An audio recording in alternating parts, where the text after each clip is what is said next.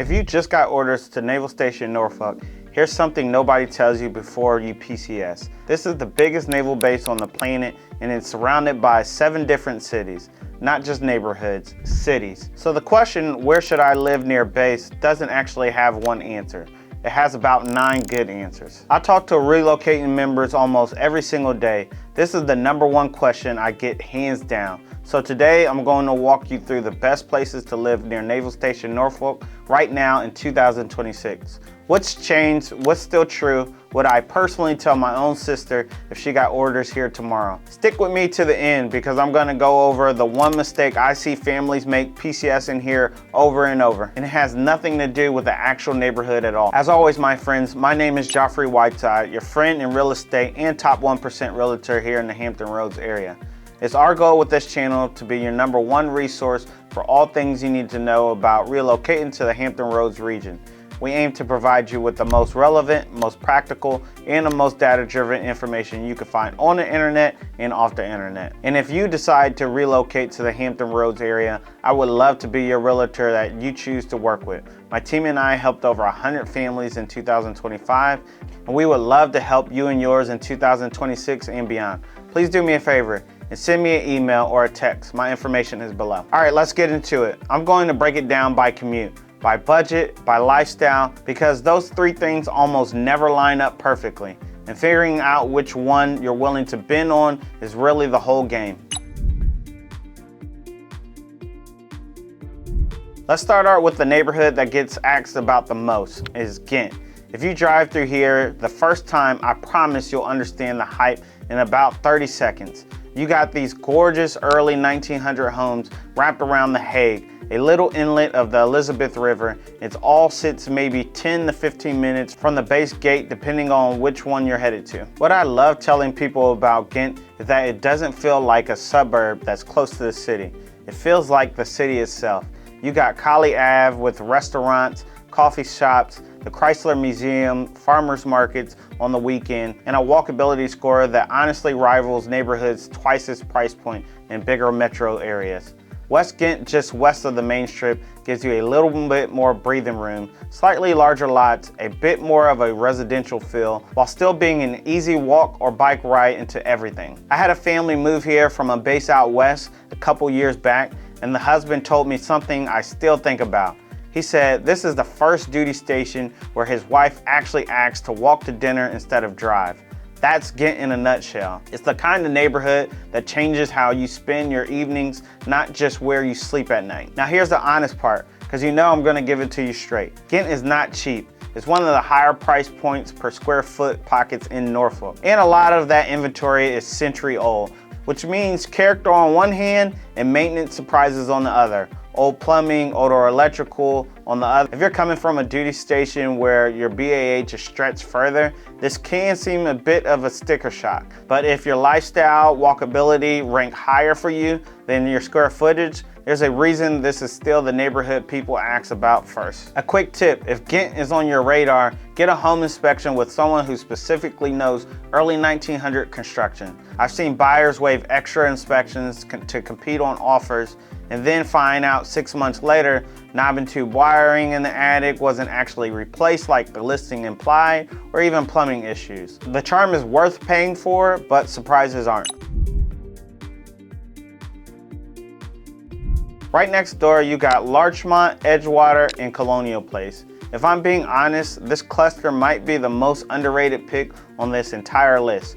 You're still sitting around a 10 to 15 minute drive to Naval Station Norfolk, but instead of paying for the Hague, you're getting the frontage or close proximity to the Lafayette River for the meaningfully less money than the Ghent proper. This is a neighborhood full of established trees, sidewalks people actually use, and a real sense of community. You'll see the same people out walking their dogs every evening. A lot of the military personnel I end up working with end up looking in this area because it gives them that historic Norfolk character without needing quite that price tag of Ghent. The one thing I tell every single buyer looking at this area, no exceptions, check the flood zone before you fall in love with the house. Being this close to the water is exactly what makes it beautiful. And it is exactly why you need to know your elevation, your flood insurance costs, and your evacuation zones before you write an offer. And that's not me being negative, that's me making sure you don't get surprised at closing. Here's something a lot of relocating buyers don't realize. Flood zones destinations can vary block to block, sometimes even lot to lot along the Lafayette River. I've had 2 houses on the same street come back with completely different flood insurance quotes because of how the elevation certificate was drawn up. So when I say check it, I mean actually pull the elevation certificate. Don't just eyeball the FEMA map and assume you're fine. What you get in exchange for that homework though is generally one of the best lifestyles to commute ratios in the entire region. Even kayak on the river, 15 minutes to base in the morning. For a lot of my Navy families, that combination is worth the extra due diligence. Moving on to the next location. If someone tells me they want to live near base and they want to feel like they're on vacation every single day, I send them straight to Ocean View. This is a stretch of Norfolk right on the Chesapeake Bay, and depending on which section you're in, you can be at base gate in about 5 to 10 minutes. That's about as close as you're gonna get without being at base house. What makes Ocean View interesting right now heading into 2026 is that it's genuinely in the middle of a huge transformation. You'll drive down a street and see 1950 beach cottages next to a brand new construction home with water views. And that mix is only getting more common as redevelopment continues along the corridor. That gives you options at almost every price point, condos and smaller homes on the more affordable end, and newer construction with bay views if you got the budget for it. The lifestyle here speaks for itself. Kayaking, fishing, paddleboarding, right off the neighborhood, in a beach town feel without actually being in Virginia Beach. Just know that like any waterfront area, you're going to want to budget for the flood insurance and pay attention to how a given block can handle recent storm seasons. I'd rather you ask me that question before you buy rather than after. If you're active duty and this is your first time owning near water, let me set expectations for you honestly. Flood insurance isn't always required depending on which part of Ocean View you end up, but I would honestly budget roughly about $1,000 to $2,000 per year for flood insurance. And that's not a reason to avoid the area. It's a number you build into your monthly budget from day one, the same way you budget for HOA dues and everywhere else. What keeps pulling people back to Ocean View even after they hear that number is that there's really nowhere else that's this close to base where you can watch the sunrise over water from your own backyard or on a random Tuesday morning before a duty day. Now, a lot of people hear Virginia Beach and assume it's too far from base. That's just not true across the board. And Kentsville is Exhibit A. You're looking at roughly a 20 to 25 minute drive to Naval Station Norfolk, depending on traffic, which is a totally reasonable commute for the space and the price point you get in return. This is a classic suburban Hampton Roads single-family home neighborhood. More square footage per dollar than you'll find in Ghent or Larchmont, good sized yards, and a layout that makes sense if you got kids or you're planning to, or just need the extra space. It's also centrally located enough that you're not stuck to drive 40 to 45 minutes for groceries or a decent dinner out. The trade-off, and I'll always tell you the trade-off, is traffic. Virginia Beach picks up seasonal congestion, especially in the summer months when the resort area fills up. So your 20-minute commute can occasionally stretch during peak. For a lot of families that trade a little bit more traffic for a lot more house is an easy one to make. Kentsville is also one of the more established areas in Virginia Beach, which means mature neighborhoods, a lot of resale inventory to choose from, and real range of price points within a few square miles of each other.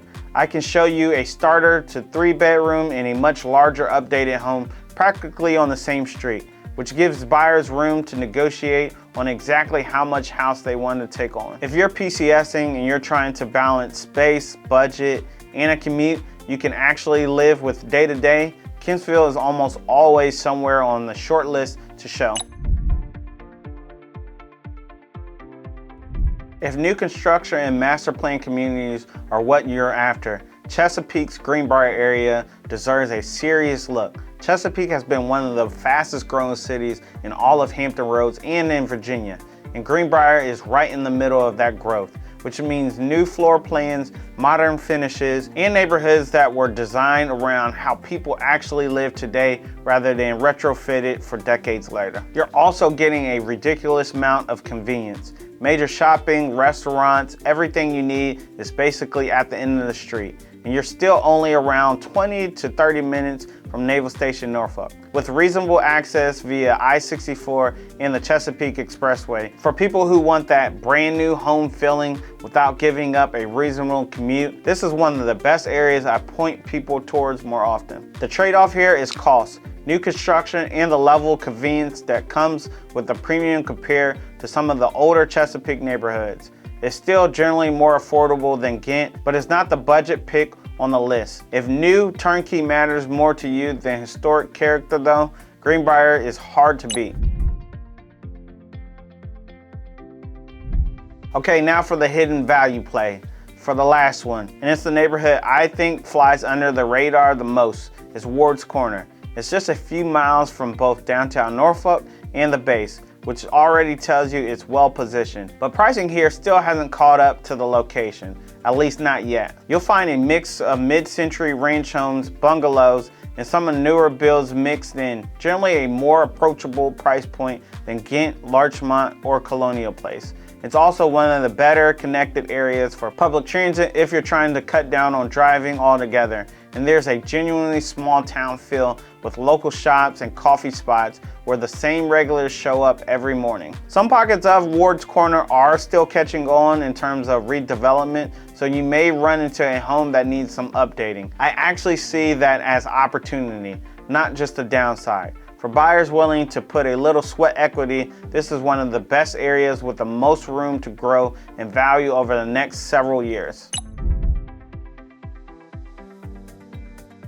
Before we wrap it up, I want to talk about something that has nothing to do with which neighborhood you pick, because I generally believe it matters more. The single biggest factor I see trip up relocating families isn't the area, it's the timing. If you got PCS orders, you already know your report date. What a lot of people don't plan around is how tight the Hampton Roads market gets in the late spring and early summer, right when the majority of military moves happen.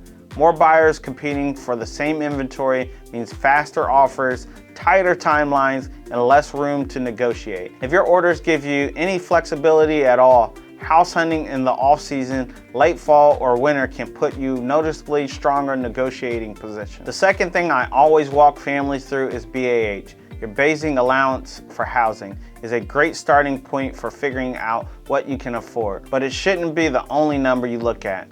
I sit down with clients and compare their BAH against their realistic mortgage payment, principal, interest, taxes, and insurance. And yes, flood insurance if it applies. That way there is no surprises after closing. Sometimes that means adjusting which neighborhood makes sense. Sometimes it means renting for the first 6 months while you get a feel for the area before you buy. Both are completely valid strategies, and I'll tell you honestly which one makes more sense for your situation. And here's the Hampton Roads specific wrinkle worth knowing. Because this region has such a large military population, a lot of listing agents and sellers here are used to VA loans and understand how they work.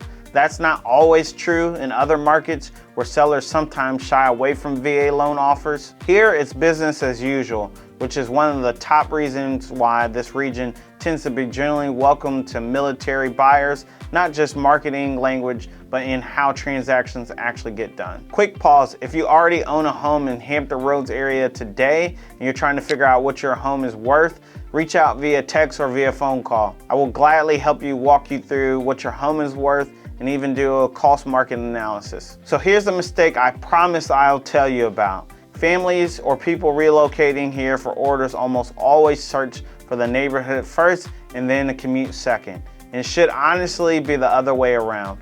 Naval Station Norfolk has multiple gates. Your actual duty station on base matters, and 15-minute commute on paper can turn into 45 to even an hour commute during peak traffic times. So before you fall in love with a zip code, figure out which gate you'll actually be using every single day and figure out the commute times during peak traffic times. Beyond that, every neighborhood we covered today has its own personality.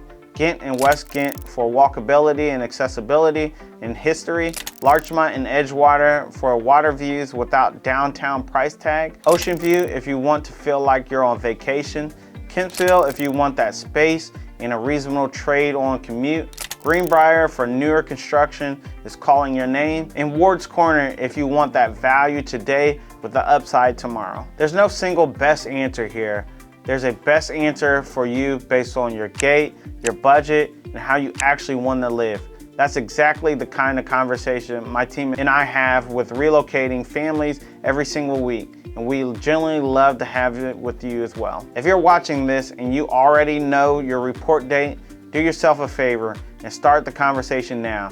Not 2 weeks before you need to get here, or even a month before you need to get here. The people who reach out early are almost always the ones that end up in the right house, in the right situation, in the right price point, with the least amount of stress. And that's true whether you're buying your first home or your fifth. Let me know in the comments below where you're gonna be getting stationed at, or which of these neighborhoods you're leaning toward. I'll read every one, and I'm happy to point you in the right direction based off of your criteria. Until next time, my friends, take care.